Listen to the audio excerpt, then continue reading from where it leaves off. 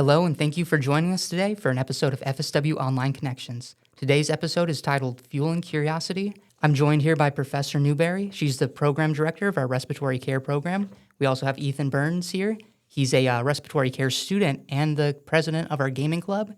And then we have Heather. She's the director of our online teaching and learning experience and the host of this episode. And my name is Mitch. Thank you for joining us today. Hey, everyone. Well, thank you so much for tuning in to learn about fueling curiosity. And this episode was born from a moment of curiosity in our online student advisory board. FSW Online has an advisory board that meets twice a semester. And at the end of the fall semester, as we are talking, Ethan is a member of our advisory board. And somehow we started talking about materials that professors bring to class. And the students really like it when the materials are relevant, they're timely, and they're coming from the professor's personal experience. So as we were talking, I asked Ethan, I said, so who's a professor who really does this? And he said, Professor Newberry. And then this podcast idea was born. So I'm going to start with Ethan. You suggested Professor Newberry for this episode. From your perspective as a student in the respiratory care program, what did her supplemental materials actually change for you? And how did they help you to succeed in those early days of the program? So Professor Newberry's supplemental material really changed how I decided to approach the respiratory care program in terms of deciphering a lot of the complex materials that we are learning, specifically cardiopulmonary sciences. Of course, we do, go through anatomy 1 and 2, but this hyper focuses on the lungs and obviously the heart. But specifically the YouTube videos that she decided to choose for us, it's pretty much like cardiopulmonary for dummies. Right. And so, it's you kind of come into the program kind of nervous and everything. And you're like, oh, it's respiratory care. But you can really see the care that she puts into making sure students understand the topics just by the specific videos that she does give to us. Okay. So would you say those YouTube videos kind of help to build your confidence? Absolutely, 100%. Just because, again, they are complex topics. They delve a lot more deeper than your average anatomy class. And, the material that she chooses, it, breaks it down on the most minute level. And, because obviously it's a video, you can go back as many times as you want. And because the material is accurate to what we're learning, it just gives you an overwhelming amount of confidence that, other supplemental materials may not give you. Okay. And what other supplementary materials besides YouTube videos have you seen in her class or in other classes? Supplemental materials that she usually gives as well. You're going to have the practice questions that come along with it. Right now, we are kind of learning this topic of whether acidosis and whether the lungs are alkalinic. But it's kind of just kind of breaking down looking at the pH, then you're looking at the PaCO2, and I won't get into it because that's going to be a whole other topic. But then the bicarbs as well and how they compensate, and it's a bunch of numbers and terms all bunched in. But because of the practice materials, on top of some podcasts as well and YouTube materials, it just provides a clarity that calms me whenever I study for these exams. That's awesome. It's funny. There's a fine line between providing enough information and then overwhelming students. And so it really sounds, Professor Newberry, like you're right there. With this diverse group of supplementary materials that you're pulling from, how do you decide what to include? And what are the problems that you're trying to solve for students in that? Well, I was guilty of doing way too much because I used to post way too many videos.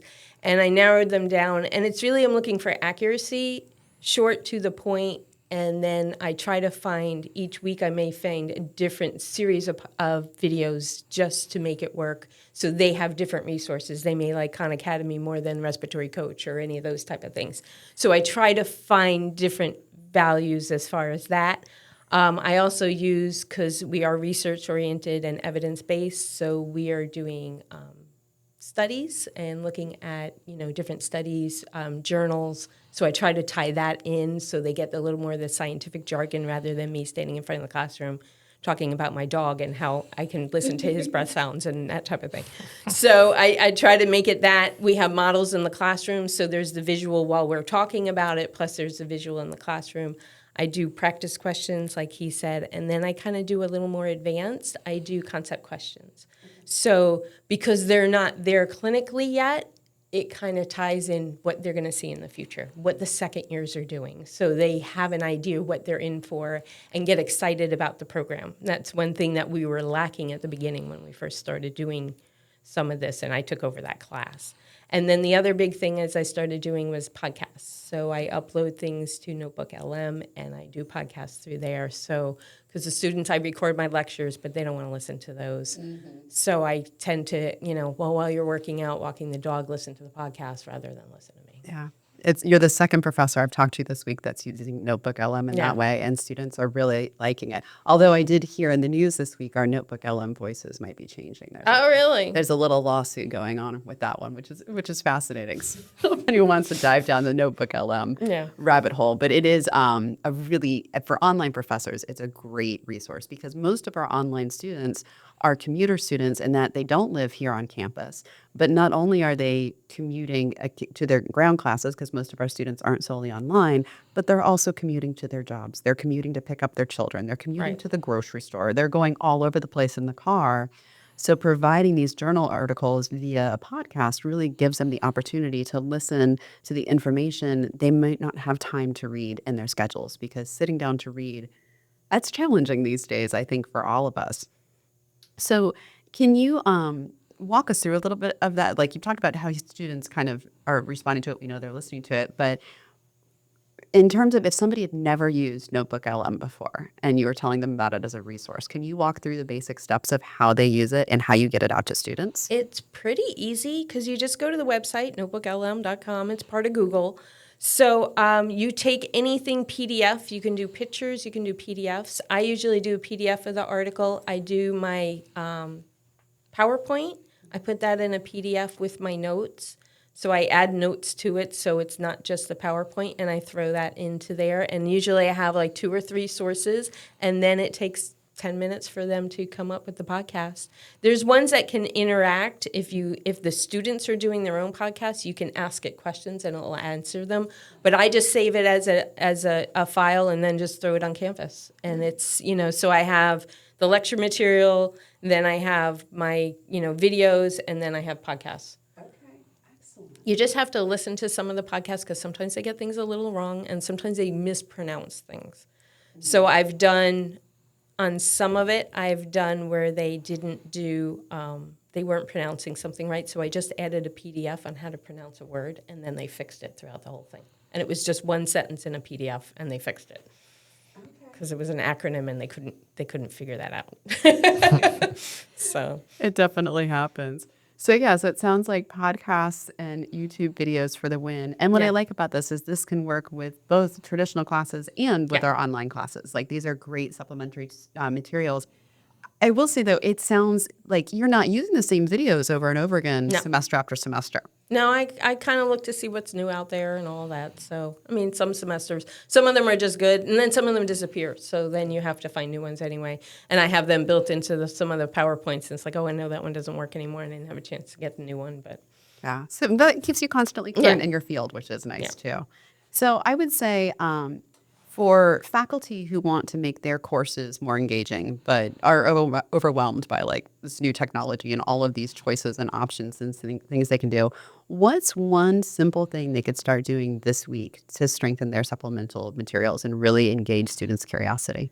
The quickest is probably the podcast. Okay. Because it's really simple to do. And then, like I said, and don't be afraid to make a mistake. Like I said, at the first few I did, they were too lengthy, and then I shortened them down. And it's very intuitive, so it's not very hard to do. The YouTube videos, you have to data mine depending on the topic. You may find so many different things. So I try to find things that are at their level. The second years will have a higher level of learning, so I find more advanced topics for them. And then some of them are like way over my head, so I wouldn't even pick them. So I don't just pick just to pick. So I go through them. It takes time, but the podcasts are quick. Anyone who So- thinks that professors are just working when they're in their classroom, Yeah. no, the rabbit holes, all the Yes. rabbit holes. And Ethan, from the student perspective, for students who are in classes that don't have this wealth of materials, what are some of the things that they can do on their own to get more engaged with the course? I would definitely say probably just connecting it to something that you do like, just because, if it's just a foreign concept to you, you're just going to get scared regardless. So having it tied to something that you have some sort of knowledge of just kind of makes the process a whole lot easier, just in terms of, using real world examples that tie the little bit of bits of information that you don't understand, and then you have your aha moment. It's like, oh, okay, that's that's what they're talking about, and now I understand the full context of it. But I would say that's probably the biggest driving factor, just because, like I said, it's learning's scary sometimes, especially if you're going into the medical field, or some other program that has like a cohort. It's just scary, and to have that level of comfortability, I feel makes learning a lot more enjoyable overall. Yeah. I like that Professor Newberry said earlier, she talked about her dog's breathing. Something that relevant and personal. I know for me, working in the online sphere, I'm an English and psychology person, so I'm all humanities. And then coming in here, I'm working with a lot of text. So whenever I don't understand something, I go on to typically ChatGPT and I said, can you explain this to me in terms of gardening? And that really helps because gardening I know well. And so I think for students to find that thing they're interested in, right now it's like Fallout. Can you explain this to me like it's in Fallout? Yeah, no, absolutely, And absolutely. maybe that's the way to do it. Yeah. Well, thank you both so much Thank for you. joining us Of course, of today. course. And this will conclude Fueling Curiosity with FSW Online Connection.